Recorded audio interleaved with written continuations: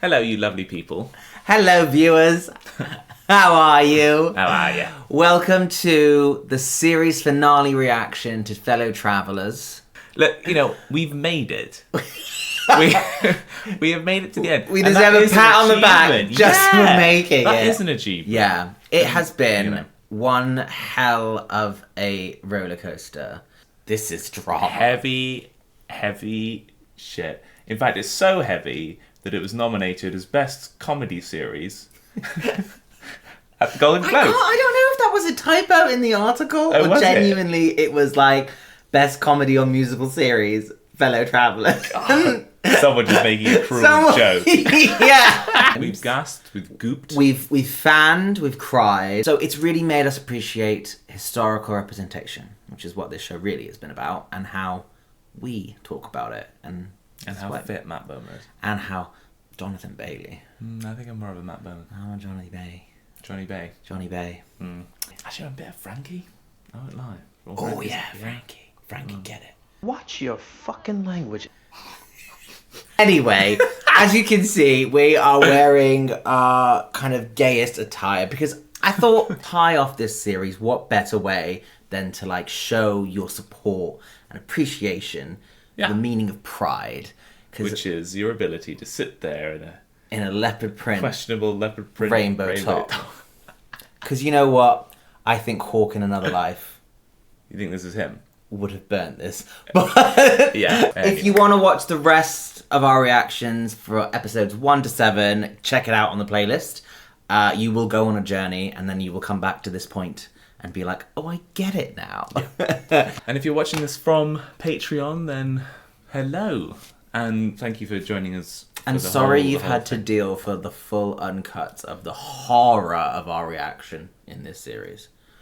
Because I think we have said some questionable things. Maybe, but it's been raw. Oh, you were saying that we made predictions. It's been raw was not the right word to say then. Just to let you know, we've got a fan ready. Don't think we're going to need this episode, and I'm sure we've got some tissues around here. But in case you need to know what to prep for, it's those two things. What do you mean you're sure we got some tissues around here?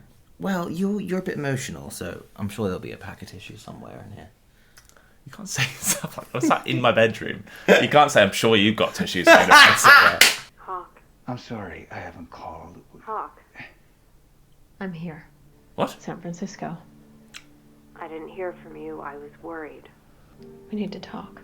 Oh. I think she's like, let's move to San Francisco and have a party. Why not? Have you been watching any of this series? What's this? A do not resuscitate order. There's your chance I could come out of the next seizure on life support. Lucy's in town. She asked if she could see you. Oh. What? She lived with the man that he loved for 3 decades.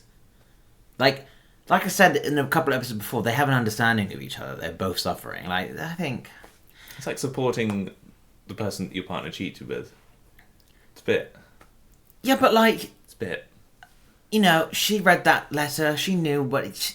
She burned that letter. She did. But now he's also dying of AIDS. I think the least that they can do is kind of have probably the conversation they should have had 30 years ago. Is just sit down and go, right, so here's the situation. I think Jerome has the virus. He hasn't told me, but he's been cold to me lately. Oh, no. And you? What? Your test. Negative. Wow. Son of a bitch. Hawk was always a top, though, as well. Yeah. Low risk. And there is... So, It's just kind of I also reckon he feels, at this point, after everything, guilty about that as well. Of all the people who have been through shit, is it almost, in a kind of moral, cosmic sense, fair that Hawk has come out unscathed and Tim is now essentially dying? And it's this weird, I don't know. I'm going to take this a step further. Jumping into Hawk's shoes, which sounds kind of hot. Jumping into his shoes, he's quite judgmental. I reckon he wouldn't feel guilt. He'd more feel like, oh, well, yeah, I mean, of course, if they're putting themselves in those risky positions, of course it happens to them. Like, he's always been the conservative one. So I reckon he's probably, not guilty, but like, they brought it on themselves, kind of. Maybe, opinion. but then I also think this entire show has kind of been a slow character builder for Hawke. And I don't think he would think that now at this point. 30 years ago, he probably would have. But I think Hawke's story in this is the representation of the member of the community that starts off ignorant and at some point you hope finally kind of sees the truth. Mr. Fuller. Oh. Corporal Laughlin. You broke your promise. Still fighting the anti-communism cause. Yes. I didn't expect a job offer. But you don't have the job yet. Hawk, getting security clearance. That's McLeod's department. The M unit. Yeah, you don't have to worry about McLeod. I had to join the army to get away from you. What's next? The Foreign Legion. Move country, babe. Yeah, come to England. Wait, he is English, right, isn't he? Oh, yeah. Yeah. Is something going to happen here? And are we going to see, how Tim, the reason he left the army? Or did he get kicked out? Oh, and became a rebel. Yeah. I don't know. This is a really random storyline to suddenly we just jumped throw back in. into, yeah. Oh, work! I am no longer on the federal government's payroll, so no risk of the FBI raiding my underwear drawer. She's married, living in Ohio with her husband. That's her baby. What? It's scary how fast people just move on. Oh, yeah, I mean, it's crazy. But I guess back then it made sense. We could have been those two eccentric old ladies that all the busybodies in town whisper about. The one with all the cats and no husbands. If a kid wants to grab for the gold ring, you have to let them do it. If they fall, they fall. What's the gold ring? I don't know if Salinger would agree, but I think it's love. Come on, girl. Honey. Off we go. I don't need to wear gloves, do I? No, you're perfectly safe. Thank you. It's okay to ask. There's no Yeah. judgment. There's no judgment. I'm It's okay, just do I... Okay. Yeah. How are you? My social worker suggested I sign a do not resuscitate order. How are you? My father used to argue for a national healthcare system. He believed government should take care of its citizens. So do I. You mean something to my husband. I suppose I had to see you so I would know. My time with Hawk was rushed, with years in between. You had him most of his life. But you were always there. It's not a contest. Of course it is. It always has been. Then why didn't you leave him? Because we had a good life. When Jackson died, it was so unbearable. If I had had to bear that alone, I wouldn't have lived through it. Oh my gosh. I guess they both know Hawk intimately, so it's like they're bonding. Well, this is over what I their mean. connection That's to him. do you see what I mean? But the whole they both can see each other on a level of we've both had to endure and suffer. Like he said, you've had it most of my life, and she's like, yeah, but you were always the one, and it's not a competition. And imagine But she was she basically went there to be like, I want to know what all the fuss is about. That yeah, was it. but I think sometimes you just need to see someone. You need, after everything, it just kind of made, in my eyes, I think she was just trying to get a final bit of clarity, but also maybe just wish him well. I knew it had to come at some point. I knew it was coming. Who knew it would be in that situation? But not in that situation, yeah. And imagine the life, they both are so similar as people as well. The conversation they had about healthcare and everything, no wonder Hawke found love in both of them in a way. He wants to have a civil conversation about this disease. It's killing an awful lot of people. It's killing the wrong people, or the right people, depending on how you look at it. Helping kids with cancer gives you votes and donations. Fags with AIDS, who gives a shit? Nobody chooses to get a terminal disease because they wanted to fuck somebody. All right, let's go straight to blackmail. I don't care what you say. Let's find some dirt. Let's get it done. I was just going to go to murder, but yeah, blackmail works too. How did you cover your losses up? Huh? Okay, well, I'll talk to you. You're reasonable. No. Look at me. Yeah. You want to talk to me? Yeah, talk to me. Did Linda ever find out about that? I'll see what I can do to help Lucy's friend, but don't get your hopes up. Woo! Gays get shit done. Part of me was like, oh my god, he is actually... The Hawk 30 years ago would not have, like... No, he wouldn't have done that. He wouldn't have done that. And it's like, oh, you're starting to... Now you get it, and you're starting to understand the community you belong to. And so then when he pulls a blackmail card, now I'm like, yeah, you're doing it for the right cause. You fight hard, he blackmail the shit out of him. That's right. Do I know you?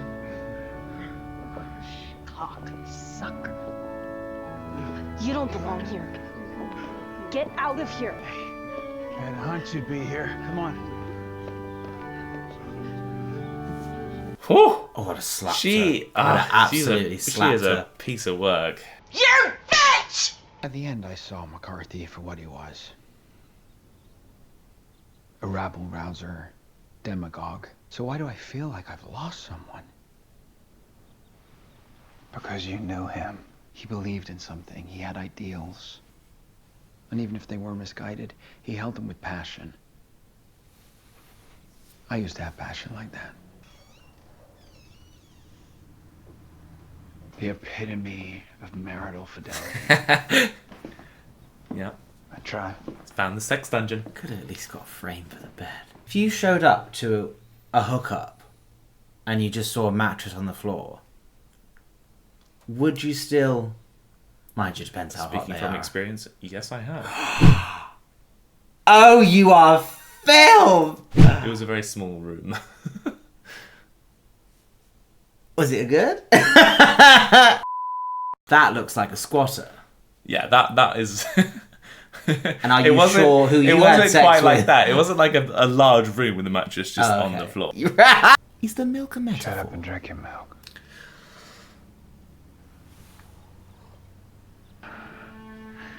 Spillage is leakage. Wow. Right. He needs some milk. I want you to fuck me. Okay. Whoa. No, this is a big...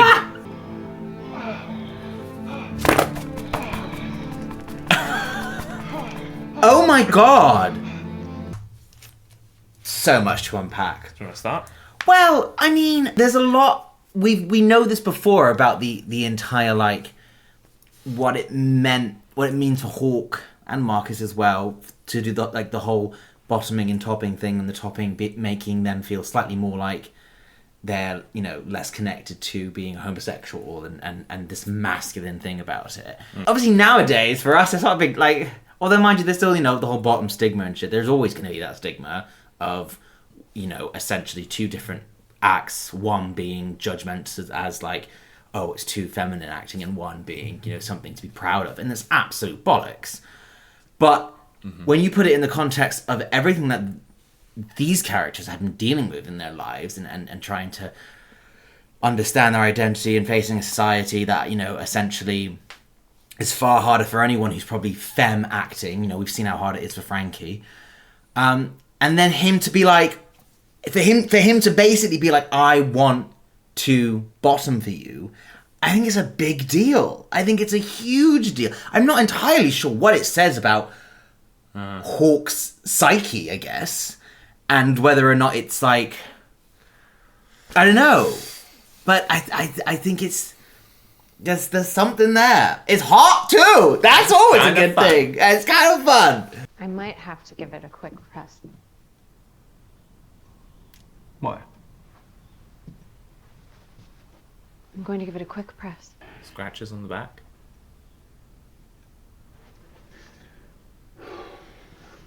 Is that a hickey? Fucking idiot. Rule 101. No, you gotta get rule 1. foundation and what? Concealer. No. Concealer. Hickeys? No. No one needs them. I don't understand them. I don't want them. No, I fucking do. Conceal, don't feel. Don't show Lucy. But now she knows. I'm not moving to Italy. Oh yeah. What are you talking about? Just quick. I think this is also in a way her going, "You are free." Similar, even though I really don't like to draw comparisons to this movie because I think the female characters in that are slightly different, but similar to the ending of My Policeman. There's a whole reaction to that. Don't worry. And we're gonna see her in the car being like, ah. You have unfinished business here. You need to see it through. Throw away 30 years of marriage just like that? We have a family. Grandbabies. What about desire? Like the kind you had for Tim? Lucy. I have lived my whole life not knowing what it's like to be desired. Do you have any idea how lonely that's been? Goodbye, Hawk. Lucy. I feel like, is it so hard for either character to acknowledge and say the phrase, equally, you have lived a life having to hide your desires? Do you know what I mean? Yeah, but he's fulfilled his desire. Well, he's eaten his cake. Well, yeah, I suppose. Well, she and did maybe say that would have unfinished business. Here, yes, and that's kind of and like that, that. yeah, that I kind of got that as well. Nothing. Cut the bullshit. I'm fucking positive. You happy now? It's my fault. I shouldn't have fucked around. I should have been more careful. You're young. You have the right to explore. You're innocent. Say it. I'm innocent. You're innocent. I'm innocent. You're innocent. Oh, They're not responsible exactly. for And any of it. so many generations of our community still come of age thinking, it's my fault.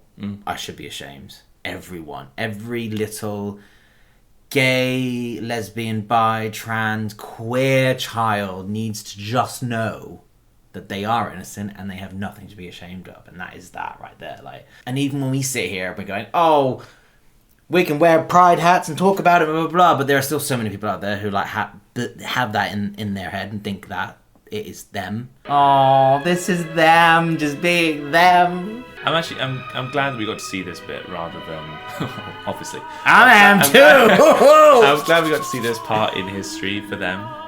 If something happens to me, I want them to bring me back. I want to fight. Oh, I can't know if I can get through the end of this.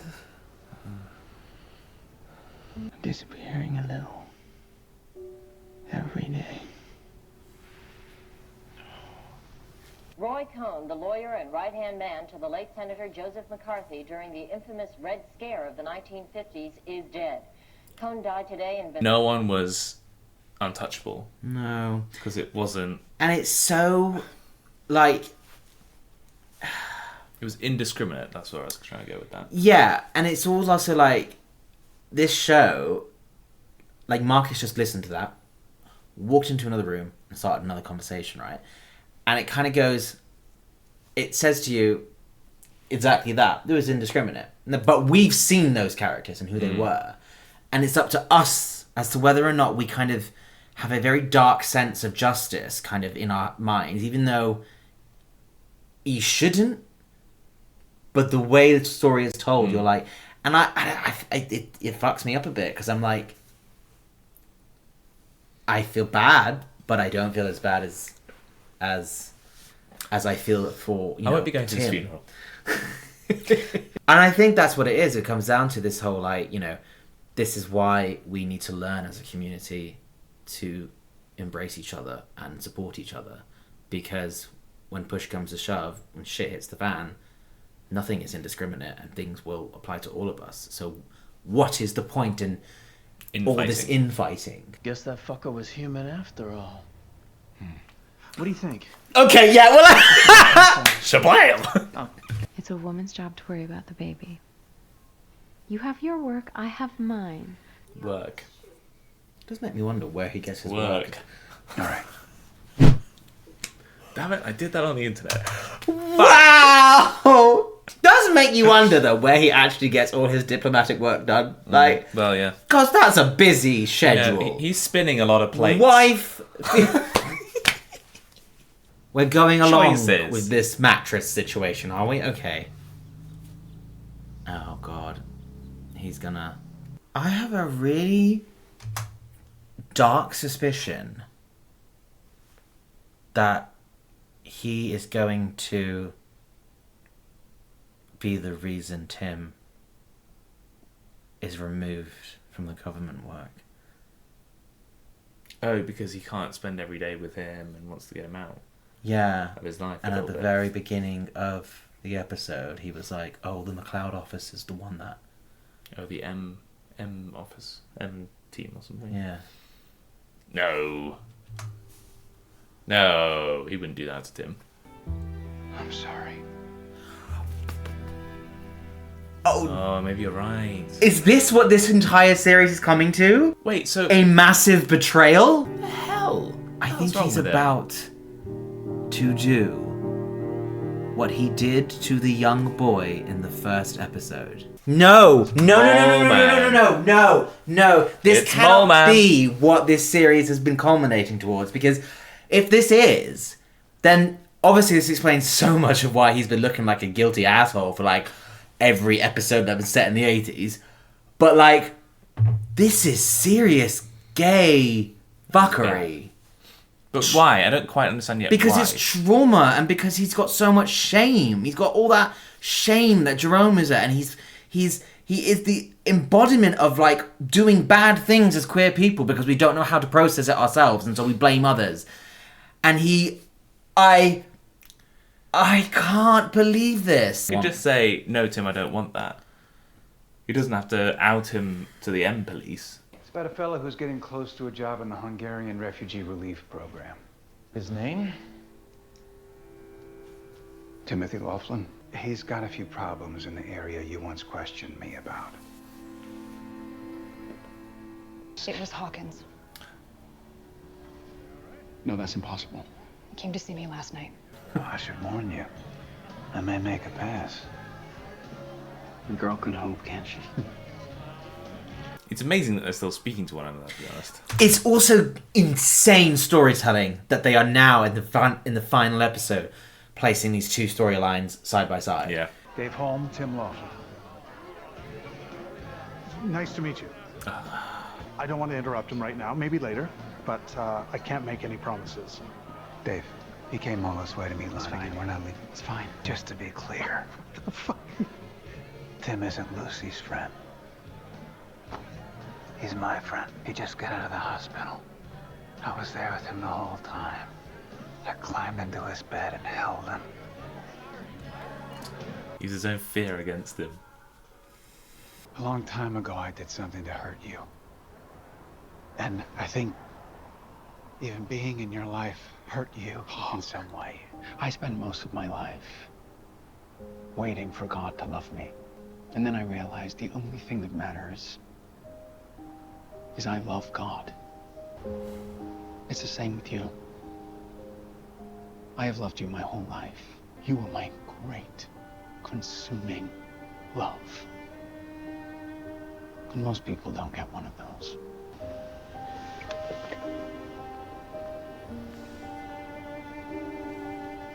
Would you look at that?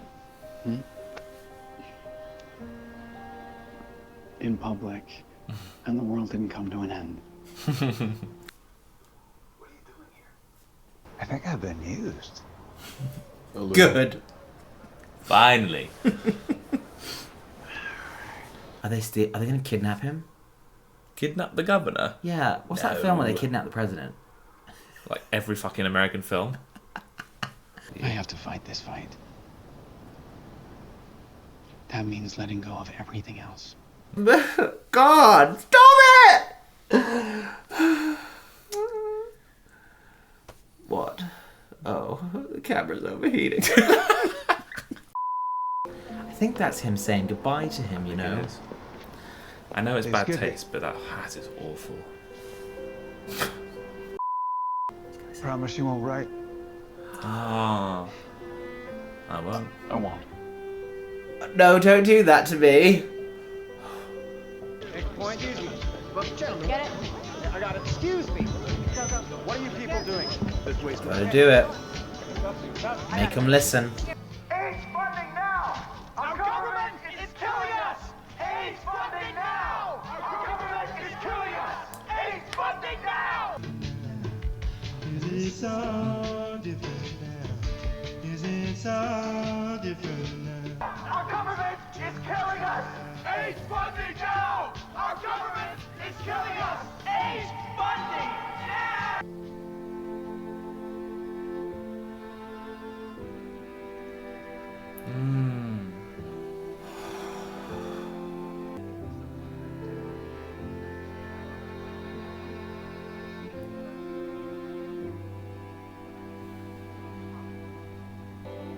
You know what? He showed up. Beyond measure.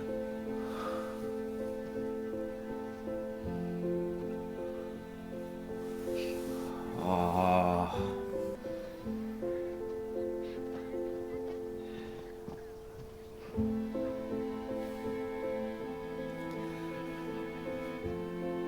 It's beautiful.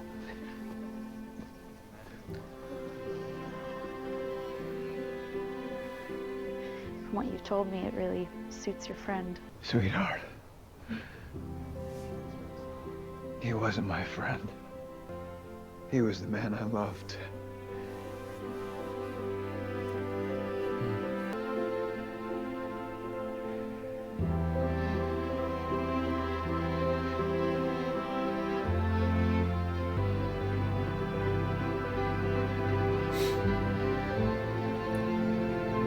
So many.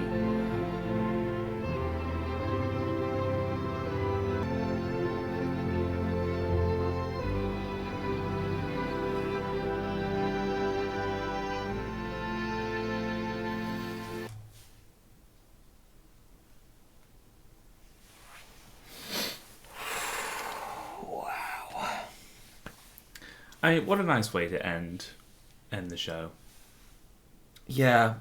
I was almost expecting like a little bit of a We didn't get a montage. No, I was expecting like a little bit of just like kind of like History. Yeah, of something, but you know, sometimes it's not always needed. But I guess I don't know. Fucking hell! I can't say I knew what we were getting into when we started the show, and it really.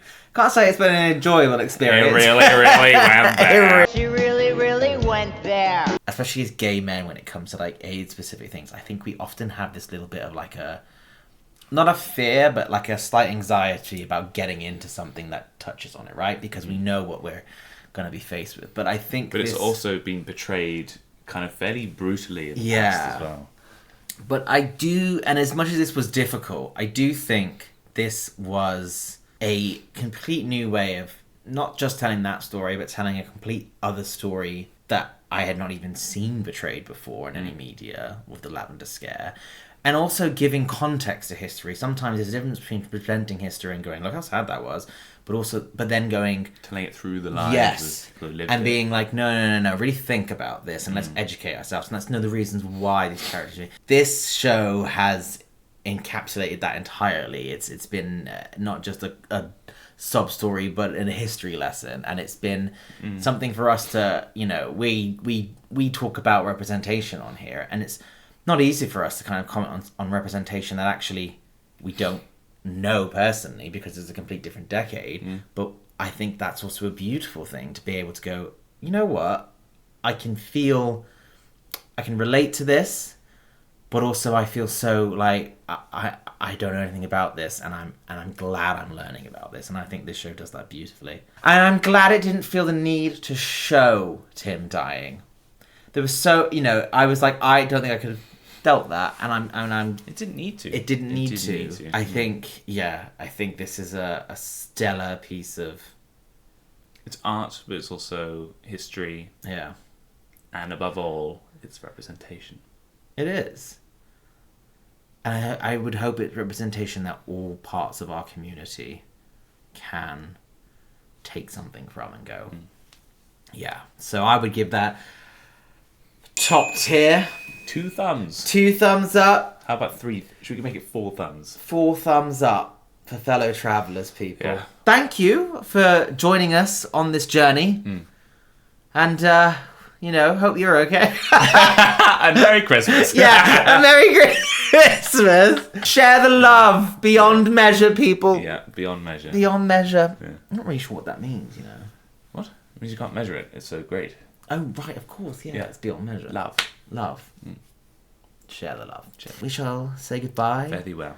And, see you in the next one. See you in the next one.